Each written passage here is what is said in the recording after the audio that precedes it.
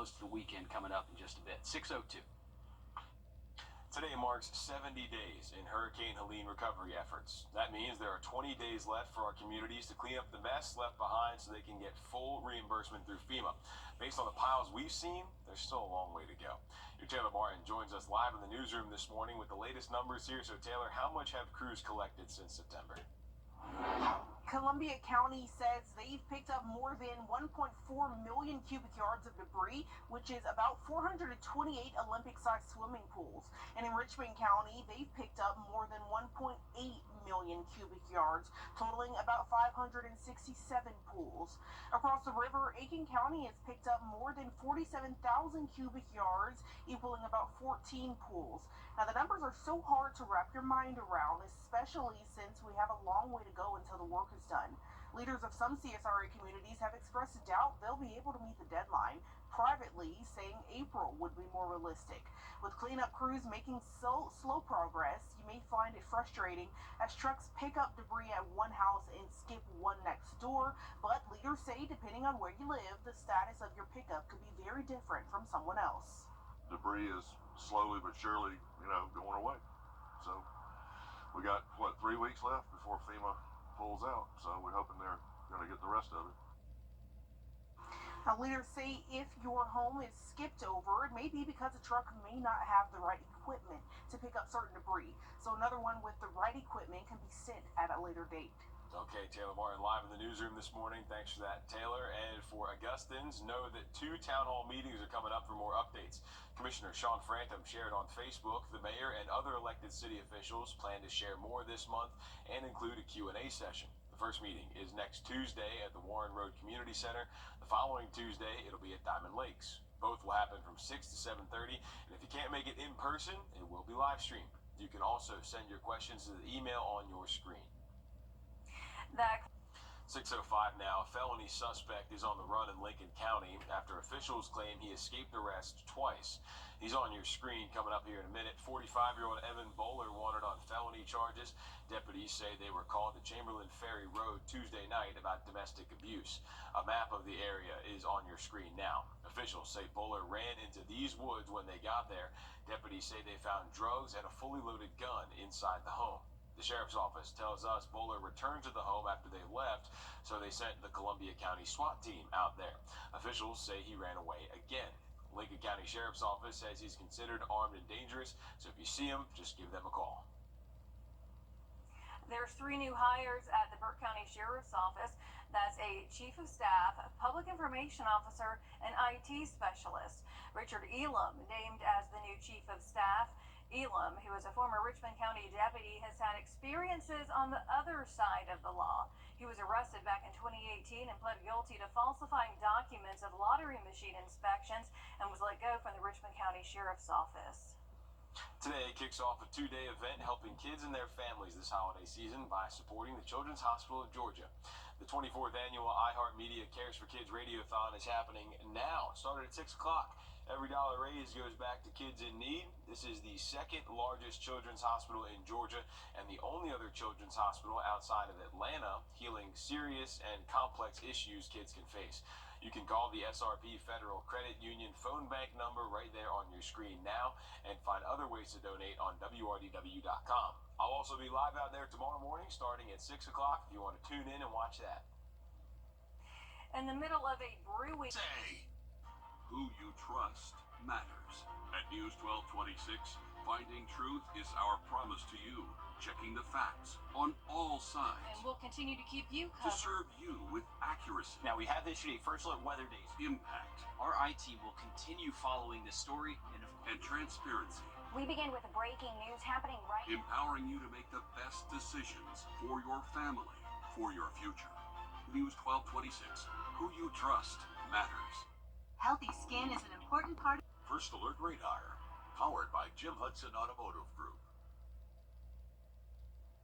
Freezing temps are here, and it's only going to get colder as we inch closer to winter. Not only should we be keeping ourselves warm, we got to think about our pets too. This can mean shorter walks so they don't get frostbite, and if they stay outside, insulating their kennels with straw instead of fabric, which can freeze.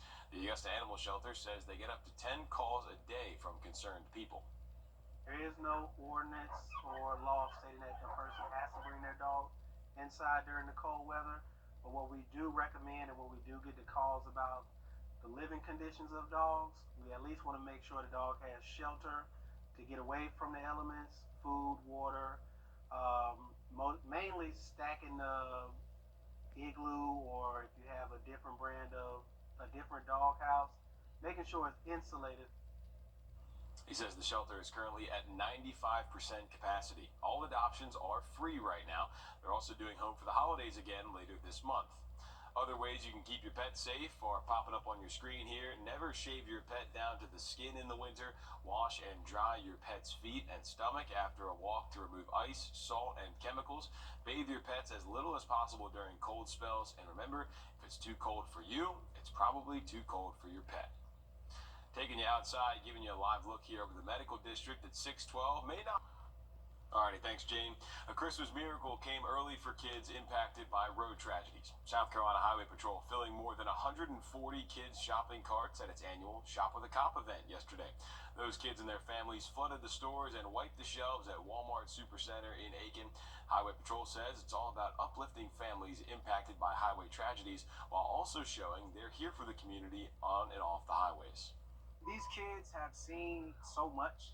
They have dealt with so much, and mental health is real, is really impactful, and it brings joy to my heart for these kids to be able to have this opportunity. Highway Patrol says so far fatal crashes are down with more troops on the road for the holiday season. They're also urging you to slow down, stay alert, and of course don't text and drive and don't drink and drive.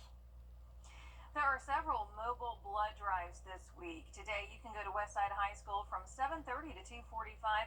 Also, the East Central Regional Hospital Gracewood campus from 8:50 to 11:40. And if you can't donate today, you've got tomorrow. There's a drive-through at Evans High School from 8 to 2:45. We do have a list of blood drives happening this weekend and next week on our website, WRDW.com. FEMA is opening another disaster recovery center in Columbia County. It's at the Emergency Operations Center on Ronald Reagan Drive in Evans. It houses a small business administration too. The center is open from 8 a.m. to 7 p.m. Monday through Saturday and 1 to 6 on Sundays. Miller High Life is celebrating the holidays with a fragrance meant to remind you of a dive bar. Oh, God. It's called Miller Life Dive Bar Fume, Miller High Life Dive Bar Fume. They describe it as having aromas of cedar wood, leather, tobacco, and salt. The Mount Rushmore of scents right there.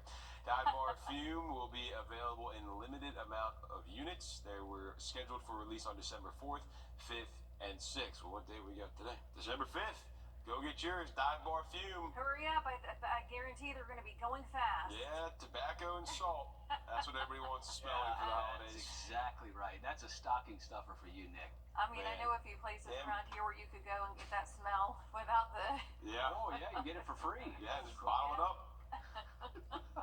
Good night. Okay, well, make sure you find yourself out at the festive holiday sip and shop at Coal Creek Nurseries tonight from 6 to 8. It's going to start getting a little bit colder by that time, but it'll feel like the holidays, won't it? Not so much this morning. We're in a warm-up of 50s here. It's a little windy, colder weather coming back in for Friday and the start of the weekend. We'll get to that much more shortly. About to hit 6:32. All right, thanks for that, Tim. City and county leaders are under pressure to get hurricane debris cleared in time for FEMA reimbursement. The deadline is 20 days away as we wake up to day 70 of cleanup efforts. Your Taylor Martin joining us now live in the studio. And Taylor, some leaders say that they're worried they're not going to be meeting that deadline. Yeah, that's right, Ashley. Privately, leaders of some CSRA counties have expressed doubt about meeting the deadline, saying April would be more realistic. Judging from the piles, the CSRA has a long way to go with cleanup, but in 70 days, the latest numbers are mind-boggling. In Columbia County, they say they've picked up more than 1.4 million cubic yards of debris, which is about 428 Olympic-sized swimming pools. Richmond County has picked up more than 1.8 million cubic yards, totaling about 567 pools. And in Aiken County, they've picked up more than 47,000 cubic yards, which is about 14 pools. With a long road ahead, leaders say depending on where you live, the status of your pickup could be very different from someone else. They picked up quite a bit. I mean, across the street where those power lines are, it was, 15, 20 feet high, and they basically cleared all that out. I mean, they have gotten a lot on that side. Augusta leaders plan to hold town hall meetings for updates on cleanup from 6 to 7:30 on these days. The first meeting is next Tuesday at the Warren Road Community Center, and the following Tuesday it'll be at Diamond Lakes. We have more details on our website, WRDW.com. All right, a lot accomplished, but still so much more left to go. Thanks for that, Taylor. And debris cleanup doesn't just stop at front yards and streets. Several of Augusta cemeteries are still closed. FEMA issuing an apology after failing to deliver dozens of trailers to people in North Carolina displaced by the hurricane. Our sister station in Charlotte says FEMA told them they would deliver more than 100 portable trailer homes by the end of Thanksgiving week. They say as of yesterday, FEMA had only delivered 46. FEMA claims an additional 54 homes are in North Carolina right now, going through final inspection, or are en route to be delivered to survivors. Some roadway changes are in effect across the CSRA this week in Columbia, McDuffie, and Aiken counties. Today, Main Street and Market Street will close to all Columbia County traffic at 7 this morning until midnight. That's for this year's Christmas event. In Thompson, there's a new four-way stop at Highway 17, the Thompson bypass. Crews say they're working to install a roundabout at the intersection there. GDOT says that four-way stop will allow them to work safely. Crews have already started adding stop signs and rumble strips in the road to alert you. The lanes have been adjusted as well. GDOT says the roundabout should be done by the spring of 2026. And in Aiken County, SCDOT has closed a section of Croft Mill Road near University Parkway. It's part of a roadway improvement project to address safety concerns at Vaucluse and University Parkway. Drivers should use Vaucluse Road instead of Croft Mill Road to get onto University Parkway. Still ahead, Christmas is coming, and there are multiple ways you can come through for kids. We'll tell you how you can make a difference this holiday season after a quick break. All right, a windy start here. Looking over SRP Park, kind of a nice start there. A little bit overcast. We've had a brief little light band of rain come through a couple of hours ago. Rain not expected to be the issue, but temperatures warm up here this morning and then this afternoon. That's all next. Stay with us. And as we head to break, giving you a live look at the Calhoun Expressway at 6:39. Come to you. Bus pickup locations are at the Broad Street Transfer Facility and May Park Community Center. We also have daytime warming shelters up on our website, WRDW.com. With Christmas around the corner, the Salvation Army of Augusta is making sure no child is forgotten. Angel trees are spread all across our area, and there's still dozens of tags left on trees waiting for you to adopt them. As your Hallie Turner reports, the clock is ticking, and they could use your help now more than ever. While Thanksgiving focuses on appreciation and blessings, the Christmas season is all about giving.